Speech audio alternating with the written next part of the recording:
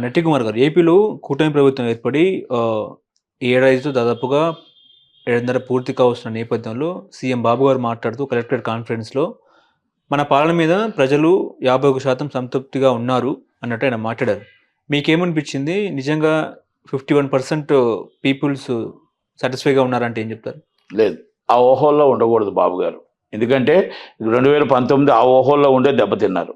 ఇప్పుడు నేను నిజంగా చెప్తున్నాను. నేను కూటమికే సపోర్ట్ చేశాను. ఇప్పుడు కూడా కూటమికే సపోర్ట్ చేస్తున్నా. కానీ జిల్లాల్లో కొన్ని దిక్కుల మొత్తం టోటల్‌గా ఎంఆర్ఓలు, ఆర్డీఓలు, ఎమ్మెల్యేల వల్ల చాలా ఇబ్బంది పడుతున్నారు ప్రజలు. వాళ్ళ స్థలాలు వాళ్ళకి కరెక్ట్‌గా రాక, వాళ్ళ మ్యూటేషన్ కాక, వాళ్ళ స్థలాల్లో వాళ్ళని భయపిస్తూ, లంచాలు అడుగుతూ నానా ఇబ్బందులు పడుతున్నారు. ప్రతి జిల్లాలోని ఇదే పరిస్థితి ఉంది. కనుక ఆ జిల్లాలో జిల్లా కలెక్టర్ గారికి ఏదేమైనా అర్జీ పెట్టుకుంటే, చిన్న మాట చెప్తున్నా, ఒక ఎంఆర్ఓకి అర్జీ పెట్టుకుంటాం. ఎంఆర్ఓ దగ్గర ఫెయిల్ అయితే మనం ఎక్కడ పెడతాం? కలెక్టర్ గారి దగ్గర పెట్టుకుంటాం. కలెక్టర్ గారు ఫెయిల్ అయితే ఎవరి దగ్గర పెట్టుకుంటాం? విజయవాడలో లోకేష్ బాబు దగ్గర, చంద్రబాబు నాయుడు. అది కూడా పూర్తి కావట్లేదు. ఈ పని పూర్తయిందా అని అడుగుతారు. అవనా ఊపైనా చెప్పాయి అంటారు. అంటే ఒక మనిషి సంతృప్తి చెందాలి అంటే ఆ మనిషి పని పూర్తి అయిన తర్వాత సంతృప్తి చెందుతాడు. అసంతృప్తితో ఆ మనిషి మీ దగ్గరికి వచ్చి విజయవాడలో 2000 పోగొట్టుకొని, మీరు ఇచ్చిన పెన్షన్ 5000, 4000లో 2000 పోగొట్టుకొని ఆ చలిలో ఉండి మా దగ్గరకు వచ్చి ప్రయోజనం ఏముంటుంది? ఇవన్నీ మీరు వెరిఫై చేయండి ఒక్కసారి. నేను ఎంతోసారి కలెక్టర్ గారికి అందరికీ కూడా చెప్పాను. ఎందుకంటే ఎంఆర్ఓకే మీరు పంపిస్తున్నారు. మళ్ళా ఆ ఎంఆర్ఓ ఆల్రెడీ రిజెక్ట్ చేసి పంపిస్తున్నాడు. ఎందుకంటే అక్కడ లోకల్ ఎమ్మెల్యే ఏం చెప్తే ఎంఆర్ఓ అదే చేస్తున్నాడు. లోకల్ సీఏ ఏం చెప్తే ఎంఆర్ఓ, ఎమ్మెల్యే ఏం చెప్తే అదే చేస్తున్నాడు. మీరు ఏ రోజైతే వ్యవస్థని, గవర్నమెంట్ వ్యవస్థను తీసుకొచ్చి ఎమ్మెల్యే చేతికి ఇచ్చారో, ఎమ్మెల్యేని ఎప్పుడైతే సీఏ వేసుకోవాలి, ఎంఆర్ఓ వేసుకోవాలి, అక్కడ ఎంపీడీ వేసుకోవాలి, అక్కడ ఈఓ వేసుకోవాలి, పంచాయతీ ఈఓ వేసుకోవాలి, అది ఎమ్మెల్యే అండర్లో ఉండాలని ఏ రోజైతే చెప్పారో ఆ రోజే వ్యవస్థ నాశనం అయిపోయింది. వ్యవస్థ ఎమ్మెల్యే చేతుల్లోకి వెళ్ళిపోయింది. ఏమని అడిగితే నేను 20 కోట్లు ఖర్చు పెట్టా, నా డబ్బు నాకు రావాలి కదా అని అడుగుతున్నారు. ఈరోజు మీరు ఇసుక ర్యాంప్ చెప్తున్నారు. ఇసుక ఎక్కడ ఫ్రీగా ఉంది? ఇటుక అంటున్నారు. ఇటుక ఎక్కడ ఫ్రీగా ఉంది? ఇవన్నీ కూడా ఒక్కసారి మీరు రియల్గా మీకు ఒక టీం పెట్టి వెతకండి. నేను ఎందుకు చెప్తున్నానంటే, ఇది నేను మీ మీద కూటమి మీద అబద్ధం చెప్పట్లే, ఇది నిజం చెప్తున్నాను. రోడ్లు అన్నారు. రోడ్లన్నీ అద్దానంగా ఉన్నాయి. రోడ్లన్నీ మొత్తం టోటల్గా బిల్స్ రాస్తున్నారు. ఈ రోడ్లన్నీ కూడా అసలు మరీ గోతులుగా ఉన్నాయి. ఆ రోడ్లని డెవలప్ చేయలేదు. ఇన్ఛార్జ్ మినిస్టర్ ఒకసారి వెళ్ళమానండి. అనిత గారిని వెళ్ళమానండి. అనకాపల్లి కొల్లు రవీంద్ర గారిని వెళ్ళమానండి. విజయనగరం వెళ్ళమానండి. వైజాగ్ వెళ్ళమానండి. శ్రీకాకుళం వెళ్ళమానండి. శ్రీకాకుళంలో సోంపేట వెళ్ళమానండి. ఇచ్చాపురం వెళ్ళమానండి. కొరసవాడ వెళ్ళమానండి. టెక్కలు వెళ్ళమానండి అచ్చెన్నాయుడు గారిని. ఇవన్నీ నేను ఎందుకు చెప్తున్నానంటే, ఇది ఉత్తరాంధ్ర. పాకిరాపేట వెళ్ళమానండి. ఒక్కసారి ఏమీ లేవు చాలా. అంటే మనకు మనం గొప్పగా చెప్పుకుంటే రివ్యూ ఎప్పుడు చేసుకుంటాం అని అడుగుతున్నా. నేను సూపర్ అని, మీరు సూపర్ అని మీకు భయపడి బాబు గారు, మీకు భయపడి సూపర్ అని చెప్తున్నారే కానీ నిజంగా మనం సంతృప్తిగా ఉన్నామా? గుండె మీద చేసుకొని చెప్పండి. మనం వాళ్ళు రివ్యూ బాగుందని చెప్తున్నారు. మరి 2019లో 95% ఈజ్ మనం సూపర్ సార్ అని చెప్పారు కదా. విన్నింగ్కే సీట్స్ ఇచ్చామని చెప్పారు కదా. 23 సీట్లు ఎందుకు వచ్చాయి బాబు గారు? అందుకే ఊహల పల్లకిలో వీళ్ళు మనల్ని ఊహల పల్లకిలో ఎక్కిస్తూ ఉంటారు. ఊహల పల్లకలు ఎక్కిన వాళ్ళని మనం ఎప్పుడు కూడా ఒక మానిటర్ చేసుకుంటూ ఉండాలి. మీ మీద మీకు ఏదో పదవి ఆశించో, లేకపోతే ఇంకోటి ఆశించో మీరు కోపపడతారని భయపడో ఇవన్నీ చెప్తూ ఉంటారు. 100% మీరు కోపపడతారని భయం నాకు లేదు.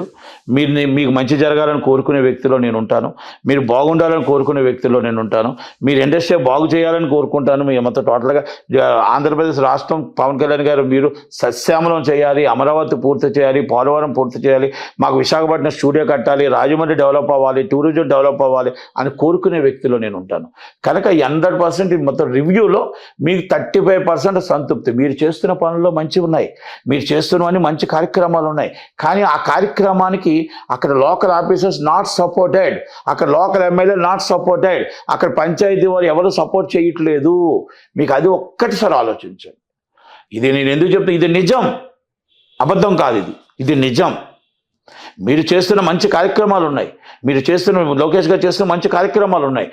పవన్ కళ్యాణ్ గారు చేస్తున్న మంచి కార్యక్రమాలు. కానీ నడిపించేవాళ్ళు కరెక్ట్గా లేరు. ఆ కింద నడిపించేవాళ్ళు కరెక్ట్గా లేరు. ఎంఆర్ఓ కరెక్ట్గా లేడు. ఎంఆర్ఓ కరెక్ట్గా ఉండాలంటే ఎమ్మెల్యే కరెక్ట్గా ఉండాలి. ఆర్డీఓ కరెక్ట్గా ఉండాలంటే ఎమ్మెల్యే కరెక్ట్గా ఉండాలి. అక్కడ లోకల్ సీఏ కరెక్ట్గా ఉండాలంటే ఎమ్మెల్యే కరెక్ట్గా ఉండాలి. ఇది వాస్తవం కాదా? ప్రతి ల్యాండ్లో మొత్తం టోటల్గా అన్నింటిలో మొత్తం టోటల్గా ఎక్కడ పడితే అక్కడ డీలింగ్లు అవుతున్నాయా లేదా? ఎక్కడ పడితే అక్కడ ఇబ్బంది అవుతున్నారా లేదా? నేను ఎందుకంటే పేర్లు చెప్పదలుచుకోలేదు. పేర్లు చెప్పాలంటే 178 మంది చాలామంది చెప్పాలా, అది కాదు. ఒక్కసారి మానిటరింగ్ చేయండి, రివ్యూ చేయండి. నేను తప్పు మాట్లాడి నేను తప్పు చెప్తే మీకు ఆ పార్టీ మీద కానీ నేను గవర్నమెంట్ మీద అబాండం వేస్తే I'm registered is immediately case. తప్పుడు సమాచారం ఇచ్చాడు అని నట్టి కుమార్ మీద కేసు పెట్టండి అంటున్నా. నేను తప్పుడు సమాచారం ఇచ్చాను, మీరు తప్పుడు సమాచారం ఇచ్చారు, మాది సూపర్గా ఉంది, మా గవర్నమెంట్ చాలా బాగుంది, మా రోడ్లు బాగున్నాయి, మీ ఏ ఎంఆర్ఓకి ఎక్కడ కూడా అవినీతి మచ్చలేదు, ఎవరికి కూడా ఏ ఆఫీసర్కి అవినీతి మచ్చలేదు అని మీరు నిర్ణయం అనుకుంటే మీరు నాకు ఓకే, నా మీద మీరు ఏమైనా ఉంటే యాక్షన్ తీసుకోండి. అంతే తప్ప చంద్రబాబు నాయుడు గారి బాగు కోసం, పవన్ కళ్యాణ్ గారి బాగు కోసం, అలాగే అక్కడ లోకేష్ గారి బాగు కోసం, అలా గవర్నమెంట్ నిలబడటం కోసం, రేపు మళ్ళీ 29 కూడా రావాలని కోరిక కోసం నేను అది డెవలప్ మానిటరింగ్ చేసుకోమని చెప్తున్నాను తప్ప వేరేగా లేదు. అది చంద్రబాబు నాయుడు గారు గ్రహిస్తారు, ఆలోచిస్తారు, ఆయనకి అన్ని తెలుసు, అన్ని ఆలోచిస్తున్నారు. అంటే మంత్రులు అలాగే విధంగా ఎమ్మెల్యేల పనితీరుపై మీ అభిప్రాయం ఏంటి? ఎవరో లేదండి, రిలాక్స్లో ఉన్నారు. ఆల్రెడీ మంత్రులు 50% మంత్రులు మాట్లాడడం కూడా కరెక్ట్గా లేదు. ఎందుకంటే ఇప్పుడు నేను కులం కోసం ఎత్తుతా. వాసంశెట్టి సుభాష్ గారు ఉన్నారు. సుభాష్ గారు కేసీఆర్ గారిని తిట్టడం నాకు నచ్చలేదు. నాకు కాదు, ఎన్టీఆర్ ఆయన అభిమానించే కులానికే నచ్చలేదు. కేసీఆర్ గారు ఒక వ్యక్తి కాదు, ఒక శక్తి. కేసీఆర్ గారు ఒక శక్తి. ఈ అవునన్నా కాదన్నా కులం ఎప్పుడు ఓన్ చేసుకుంటుంది, అది గుర్తుపెట్టుకోవాలి ఎప్పుడైనా. మీకు ఆంధ్రప్రదేశ్లో ఒక కులం ఉంది, ఎలమ కులం అని ఉంది. ఆ కులానికి ఆయన ఓన్ చేసుకుంటారు, ఆయన నాయకుడు అనుకుంటారు వాళ్ళు. మీరు చెట్టుబల్లికి మీరు ఎలా నాయకుడు అనుకుంటున్నారో వాళ్ళు నాయకుడు అనుకుంటే తప్పులేదు దాంట్లో. కానీ మీరు మాట్లాడే విధానంలో ఎలాగుందంటే, మాట్లాడే విధానం అడగండి, తప్పులేదు. ఆయన తప్పు చేస్తే ఆయన దండించండి, ఆయన అడగండి, అంతే తప్ప ఒక వ్యక్తిని పేరు పెట్టి అసభ్యకరంగా మాట్లాడకూడదు. Is a minister, is a minister in post. అంటే మీరు పోస్ట్లో ఉండి ఒక కులం మీటింగులో మీ కులాన్ని గొప్ప కోసం ఇంకో కులాన్ని తిట్టకూడదు అంటాను నేను, ఇంకో కుల వ్యక్తిని తిట్టకూడదు, తప్పు అంటాను నేను. అది నేను కాపువాడిని, నేను రంగానాడులో నేను కాపుని, నేను కాపు. రేపు రంగా గారు నాకు గొప్ప వ్యక్తి, నా కులాన్ని నేను ప్రేమిస్తాను. ఎదుటి కులాన్ని నేను కించపరిచే రైట్ నాకు లేదు. నా కులాన్ని నేను ప్రేమించుకుంటా, నా మతాన్ని నేను ప్రేమించుకుంటా. ఎదుటి మతాన్ని నేను తిట్టే హక్కు నాకు లేదు, ఎదుటి కులాన్ని నేను తిట్టే హక్కు నాకు లేదు. కనుక అలా అక్కడ వాసంశెట్టి సుభాష్ గారు అయితే చాలామంది చాలా అనీజీగా ఉన్నారు, ఎవరు కూడా కరెక్ట్గా పని చేయట్లేదు. హోమ్ మినిస్టర్ గారు ఏదో అనుకుంటున్నారు, ఆమె చాలా పని చేస్తుందని అనుకుంటున్నారు.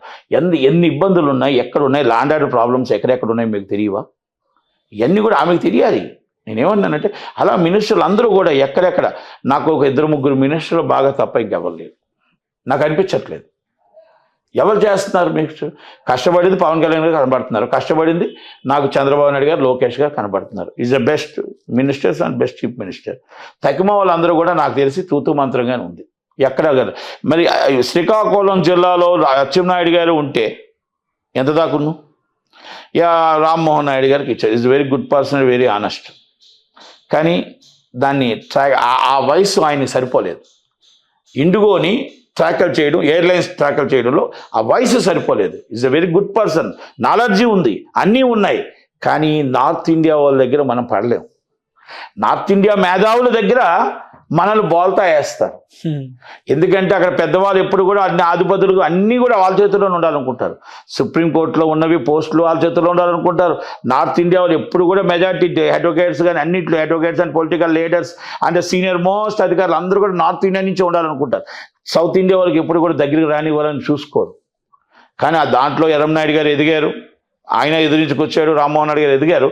కాకపోతే ఎర్రంనాయుడు గారికి ఒక ఏజ్ ఉంది, ఈ రామ్మోహన్ నాయుడు గారికి ఏజ్ లేక కొంచెం ఇబ్బందులు పడ్డాడు. ఆయన ఇబ్బంది పెట్టారు. అది కూడా చంద్రబాబు నాయుడు గారి దృష్టికి వెళ్ళింది, చంద్రబాబు నాయుడు గారు చేశారు. ఇవన్నీ నేను ఎందుకు చెప్తున్నానంటే మనం రియాలిటీ తెలుసుకోగలగాలి. చాలామంది చెప్తారు రియల్గా చెప్పాల్సిన చెవులో చెప్పండి అని.